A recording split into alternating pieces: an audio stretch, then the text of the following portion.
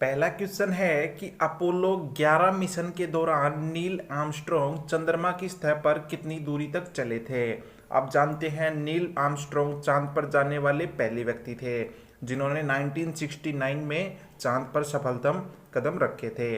अब आपसे पूछा है कि उन्होंने टोटल डिस्टेंस कितनी ट्रेवल करी थी, तो वो थी दोस्तों 60 मीटर। ऑप्शन नंबर 3 इसका बिल्कुल राइट हो जाएगा। और अगर बात करें अपोलो 11 मिशन की, तो नासा के द्वारा इसको तैयार किया गया था और नासा किस देश की कंपनी है? अमेरिका की। तो ऑप्शन नंबर सी इसका बिल्कुल राइट हो जाएगा। सेकंड क्वेश्चन है कि राउरकेला स्टील प्लांट को किसकी सहायता से लगाया गया था? जर्मनी की सहायता से इंडिया में लगाया गया था। तो यह किस राज्य में इसकी स्थापना की गई थी? तो वो राज्य है उड़ीसा। उड़ीसा के राउरकेला में इसको स्थित किया गया था। इसकी स्थापना हुई थी 1955 में।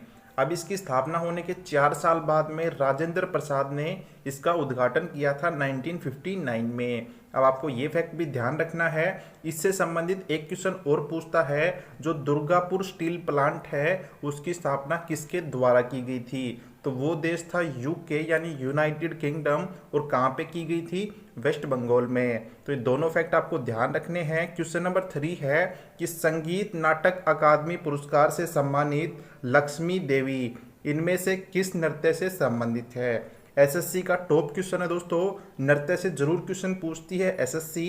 तो इस बार पूछा है लक्ष्मी देवी। तो इनका संबंध है मणिपुरी नृत्य से और इनको संगीत नाट्य अकादमी पुरस्कार कब मिला था? तो 2018 में मिला था। अब इससे संबंधित जो भी मणिपुरी से संबंधित नर्तक हैं उनके नाम आपको याद रखने हैं, जैसे गुरु विपिन सिंह और झावेरी सिस्टर। इनको बहुत पूछता है कि ये किस नृत्य से संबंध रखते हैं, तो ये रखते हैं मणिपुरी नृत्य से। नेक्स्ट क्वेश्चन है कि ब्रह्मा समाज की स्थापना किसके द्वारा की गई थी? अगर दोस्तों इसको थोड़ा सा डिफिकल्ट बनाएगा तो आपसे ये भी पूछ सकता है कि कहाँ पे हुई थी या किस साल में हुई थी।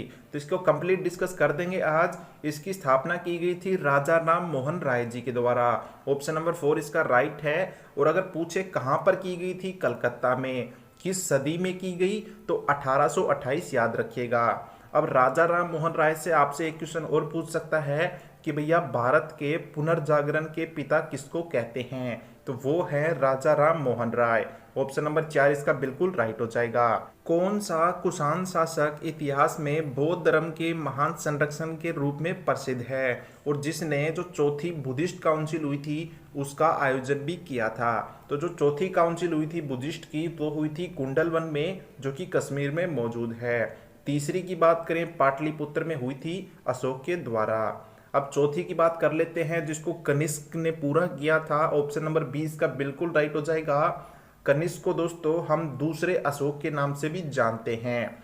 और मेरे को कुषाण वंश से एक फैक्ट और याद आ रहा है कि सबसे ज़्यादा जो सोने के सिक्के चलाए गए थे वो इन्हीं के टाइम पीरियड पर चलाए गए थे। तो आपको ये बातें भी ध्यान रखनी है।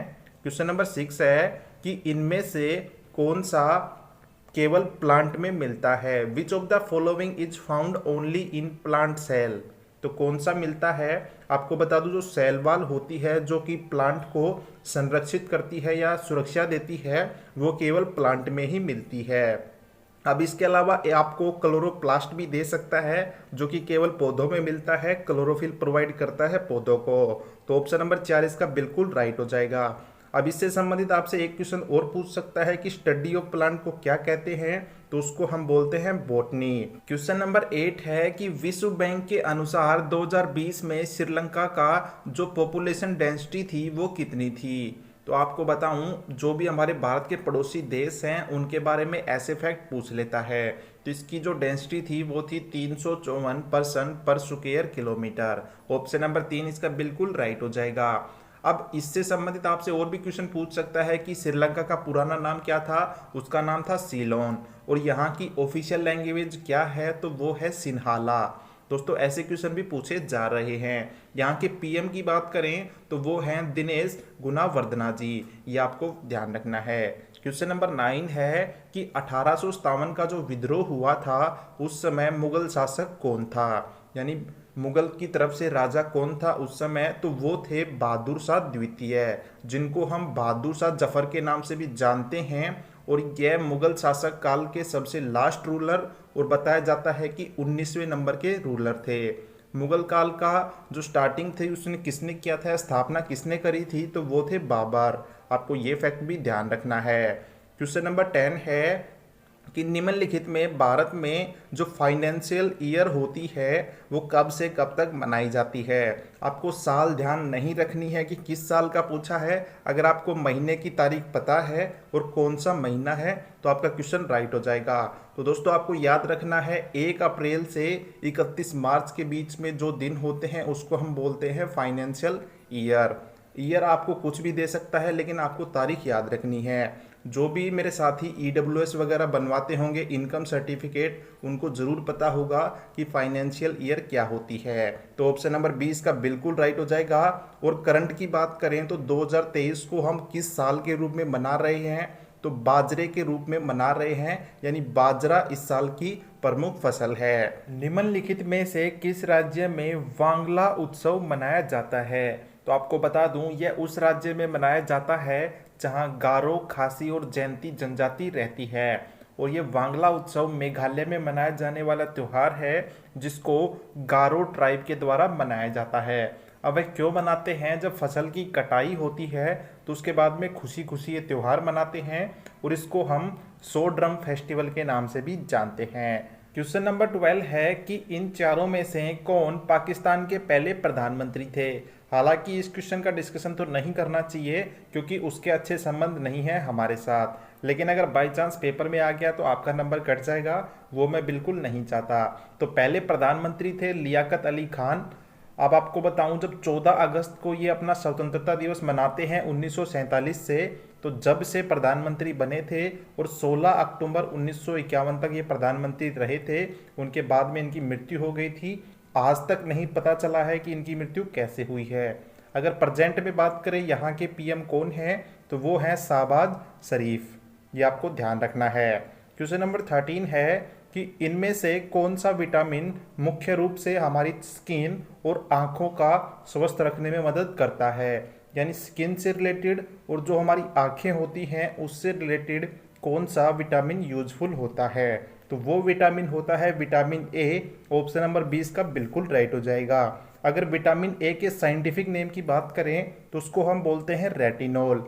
अब इससे कौन कौन सी बीमारी हो सकती है अगर विटामिन ए की कमी हो जाए, तो उससे दोस्तों जो हमारी स्किन होती है वो सूखी पड़ सकती है, जैसे कि आपने सर्दियों में देखा भी होगा, और साथ ही साथ नाइट ब्लाइंडनेस जैसी बीमारी हो सकती है। क्वेश्चन नंबर 14 है कि 4 वेदों में से कौन सा वेद जादू और चिकित्सा से संबंधित है। आपसे डायरेक्ट क्वेश्चन पूछेगा कि जादू से संबंधित कौन सा वेद है और चिकित्सा से संबंधित कौन सा वेद है। तो इसका राइट आंसर हो जाएगा अथर्ववेद। ऑप्शन नंबर 3 इसका बिल्कुल राइट है। अब इसको हम दूसरे नाम से भी जानते हैं, जैसे कि इसको हम जादू का वेद भी कहते हैं और इसे हम ब्रह्मा का वेद भी कहते हैं। तो ये दोनों भी आपको ध्यान रखने हैं। सबसे पुराना वेद कौन सा है, ऋग्वेद है। टोटल 4 वेद हैं, कौन कौन से, ऋग्वेद, सामवेद, यजुर्वेद और अथर्ववेद। ये चारों आपको ध्यान रखने हैं।